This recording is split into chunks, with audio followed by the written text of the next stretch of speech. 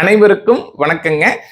ஆண்கள் திருமணம் ஏன் அதிக அளவில் தடைபடுகிறது? இதற்கெல்லாம் என்ன காரணம்? பொதுவாக 10-15 ஆண்டுகளில் இந்த பிரச்சனை சமுதாயத்தில் அதிகமாக தலைதூக்கி நிற்கிறது. 35, 40, 45 வயதை கடந்தும் சில ஆண்கள் திருமணம் செய்ய முடியாமல் இருக்கிறார்கள். அதாவது பெண் வீட்டார்களிடம் மனநிலை என்ன, அவர்களின் எதிர்பார்ப்புகள் என்ன என்று ஆண் வீட்டாரிடம் கேட்கும் பொழுது அவர்கள் ஆண்கள் 30-32 வயதை கடந்திருக்க கூடாது, விவசாயம் செய்யும் ஆண்கள் கண்டிப்பாக இருக்கக்கூடாது, இந்த மாதிரியான மாறுபட்ட முரண்பாடாக பேசுகிறார்கள். அது மட்டுமல்ல, அதாவது விவசாய பூமி இருக்க வேண்டும், விவசாயத்தில் நீர் ஆதாரம் இருக்க வேண்டும், முப்போகம் மகசூல் விளைய வேண்டும். ஆனால் அந்த ஆண் அந்த விவசாய பூமியில் வேலை செய்யக்கூடாது, ஏதேனும் மற்ற வேலைகளில், தனியார் வேலைகளில் அதிக சம்பளமோ இல்ல அரசாங்க உத்தியோகத்தில் நல்ல வேலை அதிக சம்பளமோ இந்த மாதிரி எதிர்பார்க்கிறார்கள். இதெல்லாம் உண்மையா? உங்களுடைய பகுதிகளிலும் இந்த பிரச்சனை இருக்கிறதா என பல்வேறு விஷயங்களை உங்களிடம் பேச விரும்புகிறேன். அதற்கு முன்னாடி நீங்க இதை முழுசா இந்த தொகுப்பை கடைசி நின்று பார்த்துட்டு என்னுடைய கமெண்ட் பாக்ஸ்ல கண்டிப்பா ஷேர் பண்ணுங்க. அது மட்டும் இல்லாம என்னுடைய சேனலை நீங்க பெல் பட்டன் அமைத்து சப்ஸ்கிரைப் பண்ணிக்கங்க. ஏன் இந்த சேனலை சப்ஸ்கிரைப் பண்ணுவேன்னு நீங்க என்கிட்ட கேள்வி கேட்கலாம். அதாவது குடும்பம், தொழில், வர்த்தகம், வணிகம், விவசாயம், நடப்பு நிகழ்வுகள், அரசியல் நிகழ்வுகள், வரலாற்று நிகழ்வுகள் அத்தனையும் என்னுடைய சேனல்ல நான் ஒவ்வொரு நாட்களையும் பதிவு செய்துட்டே வருவேங்க. உங்களுக்கு ஏதேனும் ஒரு நாட்களில் ஏதேனும் ஒரு சூழ்நிலையில் கண்டிப்பாக என்னுடைய சேனலில் உள்ள ஏதோனும் ஒரு பதிவு உங்களுக்கு பயனுள்ளதாக இருக்கும். கண்டிப்பா நீங்க பெல் பட்டன் அமைத்து சப்ஸ்கிரைப் பண்ணிக்கங்க. இப்ப நம்ம வாங்க பார்க்கலாங்க. அதாவது ஆண் வீட்டாரும் பெண் வீட்டாரும் திருமண வயது, அந்த ஆண்கள் வீட்டிலும் பெண்கிட்ட அந்த ஆண் பெண்ணுக்கு திருமண வயது நெருங்கிறது. ஆணுக்கு 27 வயது, பெண்ணுக்கு 25 வயது ஒரு குறிப்பாக ஒரு வச்சுக்கலாங்க.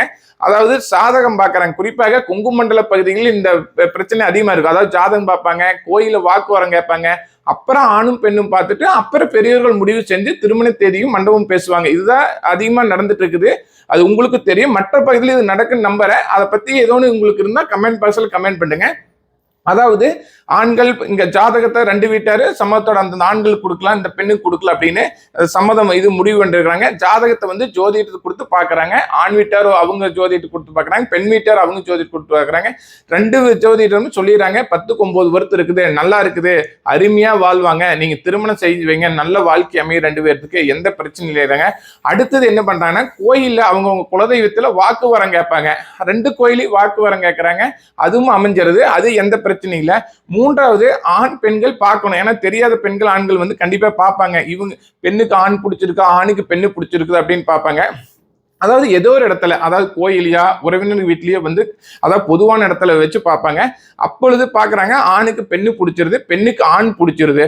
ஆனால் இது எல்லாம் நடந்து பெரியவர்கள் என்ன சொல்லுகிறார்கள், சரி எல்லாம் நம்ம மண்டபம் பேசிடலாம், அடுத்த வாரத்துல ஒரு நல்ல தேதி குறிச்சு அதுக்குள்ள ஜோசியத்தையோ ஐயர்கிட்டயோ போய் ஏதோ ஒரு நல்ல டேட் குறிச்சிட்டு என்ன மாசத்துல வைக்கலாம், ஒரு 5-6 மாசம் கழிச்சு ஒரு நல்ல டேட்ல மண்டபத்தை வச்சுக்கலாம்னு முடிவு பண்ணிக்கிறாங்க.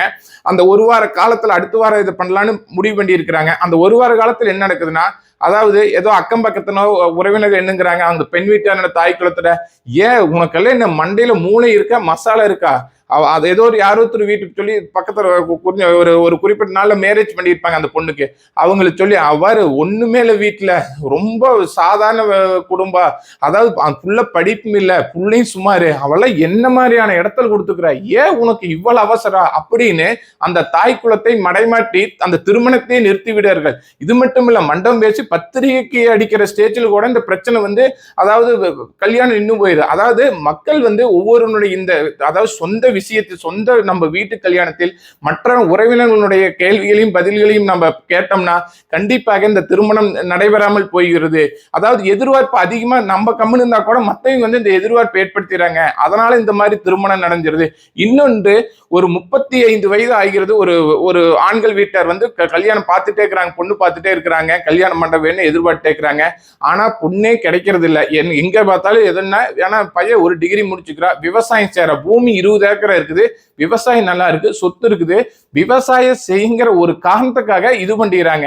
அப்படி போகல ஏங்கமா இப்படியே தள்ளுபடி என்னன்னா, அவங்க இதே தான் விவசாயம் செய்யறதுனால இதாயிட்டே போகுதுங்க, ஏதோ ஒரு வேலையை கேட்கறாங்க நல்ல சம்பளத்துல, வெளியூருக்கு வேணுங்கிறாங்க, எங்க பொண்ணு விவசாயத்துல வேலை செய்ய முடியாது அப்படிங்கிறாங்க. அப்ப கூட நாங்க சொன்னோம், விவசாயத்துல வேலை செய்யறதுல நம்மள ஆள் போட்டு பாத்துக்கலாம், நீங்க கல்யாணம் பண்ணிட்டு அப்படியே சும்மா மேலோட்டமா போயிட்டு இருந்தீங்கன்னா போது அப்படின்னு சொல்லியும் கூட ஒத்துக்க மாட்டேங்கிறாங்க. அப்படின்னா அப்புறம் அந்த கேட்குற உங்களுக்கு ஒரு பையன் மட்டும் தானே இல்லை பொண்ணு இருக்குதா, வேற அவன் பையனோட சகோதரி வேற இருக்கிறானா, இல்லை ஒரு சகோதரி அக்கா இருக்கிறாங்க, அவங்களுக்கு திருமணம் செஞ்சு 10 வருஷம் ஆச்சு, சரிங்கம்மா அவங்களுக்கு என்ன நீங்க விவசாய பையனுக்கு கொடுத்தீங்களா, இல்லை நீங்க ஏதோ ஒரு கம்பெனியில வேலை செய்யறீங்க நல்ல இடத்துக்கு வேற அதாவது நீங்க எதிர்பார்ப்பீங்களா மக்கள் அதாவது 2 லட்சம் 3 லட்சம் சம்பளம் அந்த மாதிரி இடத்துக்கு கொடுத்தீங்களான்னு கேட்கும்போது, ஐயோ நான் போய் விவசாயம் செய்யற பையனுக்கு கொடுக்கணுங்களா, நான்ல பெரிய பெங்களூர் 2 லட்சம் ரூபாய் சாப்ட்வேர் கம்பெனில ஒர்க் பண்றாங்க, அங்க கொடுத்துருக்குறேங்க, பூமி எல்லாம் 20 ஏக்கர் இருக்குங்க, 2 அடிக்கு மாடு, ஆனா அவங்க பெங்களூர்ல இருக்கிறாங்க, அதெல்லாம் நல்ல இடத்துக்கு கொடுத்துருக்கேன்.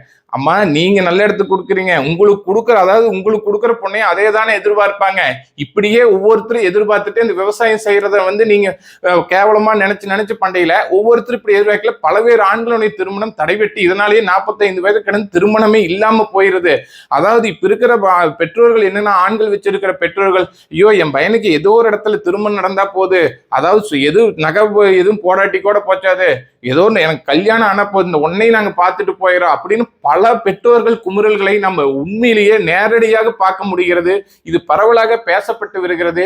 இந்த நிலை இப்ப மாறுமா அப்ப மாறுமான்னு அந்த ஆண்கள் வீட்டார் புலம்பிக் கொண்டிருக்கிறார்கள். நாங்க உடல் நல்லா இருக்கலையே பாத்துக்கிறோம், என் பையனுக்கு இது ஒண்ணு மட்டும் கல்யாணம் நடந்த போது ஏன்னா கோயில் குளம் எல்லா கோயில் குளத்துக்கு போயிட்டு எல்லா ஜோசிகாரம் கேட்டு டெய்லி அதாவது தினமும் இதை புலம்பிக் கொண்டிருக்கிறார்கள். இப்படி இருக்கையில் இன்னொரு புறம் அதாவது நம்ம பொண்ணு அதாவது நடுத்தர வர்க்க பெண்களா இருப்பாங்க, அவங்க என்னன்னா அந்த பெண் வீட்டார் நல்ல இடத்துக்கு கொடுத்துருப்பாங்க. இப்ப கல்யாணம் பண்ணியோ 6 மாசத்துக்கு முன்னாடியோ 2 வருஷத்துக்கு முன்னாடி கொடுத்துருப்பாங்க. ஆனா அந்த பெண்கள் எல்லாம் அந்த ஆண்கள் வீட்டில் சந்தோஷமாக இருக்கிறார்களா, அதாவது இங்க புகுந்து வீட்டுக்கு போன இடத்துல சந்தோஷமா இருக்கிறார் பட்டால் அது ஒரு புறம் பெரிய புலம்பல் ஓடிக்கொண்டிருக்கிறது. எல்லாம் என்ன நல்ல சொத்து இருக்குன்னு எல்லா வேலைக்குன்னு கொடுத்துருவாங்க. கடைசியில பாத்தீங்கன்னா இவங்க எல்லாம் போனா மதிக்கவே மாட்டாங்க, எது போனா கண்டுக்கவே மாட்டாங்க. இவங்க அக்கா தங்கச்சி உற்றார் உறவினர்கள் போனா கண்டுக்கிறதே இல்லை, பொண்ணுகளையும் இங்க அனுப்புறதே இல்லை. கல்யாணம் பண்ணிக்கு ஒரு 2-3 டைம் தான் வந்தா, பேரம்பேத்தி சில பேர் 5-6 வருஷத்துக்கு முன்னாடி பேரம்பேத்தி இருப்பாங்க, அவங்களையும் அனுப்புறது இல்லை. ஒரு காய்ச்சல் தவணை போன வாரத்தில் நான் ஆஸ்பத்திரியில் போய் 10 நாள் இருந்துட்டு வந்தேன், வந்து கூட பார்க்கல, அப்படியே வந்தாலும் எட்டி பார்த்துட்டு ஓடிடுறாங்க. இந்த மாதிரி அதாவது மரியாதை இல்லாமல் நடத்துறாங்க. இவங்க நல்லா பொண்ணு சொத்து இருக்கணும், சுகம் இருக்கணும், வேலை இருக்கணும், அது இருக்குன்னு இது இருக்குன்னு கொடுத்துருவாங்க. கடைசியில அங்க மரியாதை இருக்காது. இவங்க போனா அது ஒரு சைடு புலம்பலா இருக்கும். இது இத்தனை பிரச்சனைகள் இருக்கும் பொழுது இதை யார் சரி செய்ய வேண்டும் என்ற கேள்வி எழுகிறது. பெண்கள் வீட்டார் ஓரளவு இந்த பிரச்சனையை கண்டிப்பாக அதாவது பகுத்தாய்வு செய்து சீராய்ந்து வரும் காலங்களில் இந்த பிரச்சனை அதாவது விவசாயம் இருக்க வேண்டும், விவசாய பூமி இருக்கணும், எல்லாமே இருக்கணும், விவசாயம் செய்கிறதே தவிர்த்து விடாதீர்கள். ஏன்னா அவனுக்கு தேவையான அளவு சொத்து இருக்குது, வருமானம் இருக்குது, உங்க பிள்ளைகள் நீங்க பக்கத்துல இருந்தா பக்கத்துல எப்பயும் பார்த்துக்கலாம். ஏன்னா கல்யாணம் பண்ணி குடிச்சு நல்ல வேலைன்னா அவங்க ஃபாரின் வெளிநாட்டுல இருப்பாங்க, மாநிலத்தில் இருப்பாங்க, அது நல்லபடியா பார்த்துக்க முடியாது. நினைச்ச நேரத்துக்கு சொத்துங்கிற ஒரு இதை மட்டும் வச்சுட்டு நீங்க இது பண்ணீங்களா ரொம்ப சிரமப்படுவீங்க.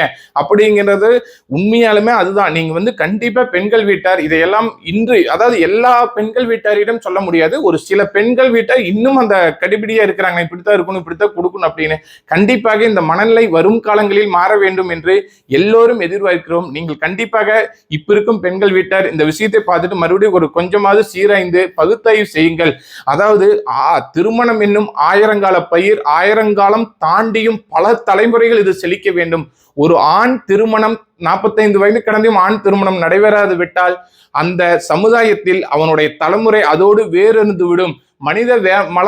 மனிதவள மேம்பாடு முற்றிலும் அது மாறிவிட்டு விடும், ஒளிந்து விடும் என்று இந்த நேரத்தில் கேட்டுக்கொண்டு என்றும் உங்களுடன் கார்த்திக். வாழ்க வளமுடன்.